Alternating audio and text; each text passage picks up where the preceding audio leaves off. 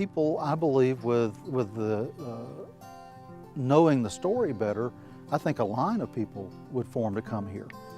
And that's one of the real shames of this and of the Apalachicola Basin itself, is that we have so much here that people don't know is here.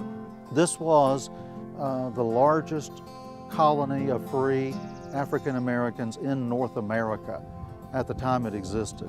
They had put their foot down and declared that they were free people, and they fought to the death for their freedom. This part of the bluff projects out into the river just a little bit.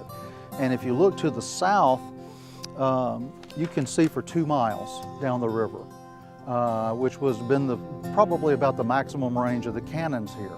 So for 2 miles, if an enemy ship approached, they could fire on them from this point. When the battle took place here on July 27, 1816, the American gunboats came into range as far down as you can see on the river. American troops and Creek warriors have surrounded the fort for a week at this point. The Americans fired 5 shots from 2 different boats. And then they thought, well, maybe we can lob one over behind the fort.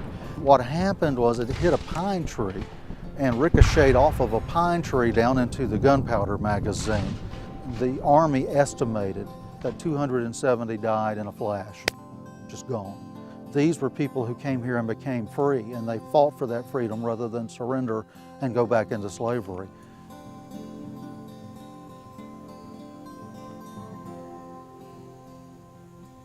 And so you've had all these dramatic changes through history, but the river is what has tied it together and led to a lot of the violence that has happened, in this valley.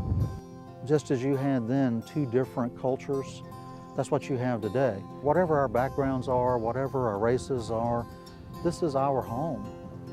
Florida has difficult times ahead, but I think maybe the answer is looking into our past a little bit to see where we've had our successes. I got so attached to this place when I was a kid. My parents would bring me out here, and then it was all covered in trees. You could barely see even the earthworks that you see today. But the stories that you would, and you learn more about it and read more about it, you don't think these pine woods of North Florida, and you don't think of the largest, deadliest cannon shot in American history, or the largest settlement of free blacks in North America in its day. You don't think War of 1812 being fought here. This river basin is full of this type of history. It's just such a special place. And whether people live in Tallahassee or Miami or Atlanta, I hope that they come here and see it for themselves, and then they'll see why we're fighting tooth and nail to try to save it.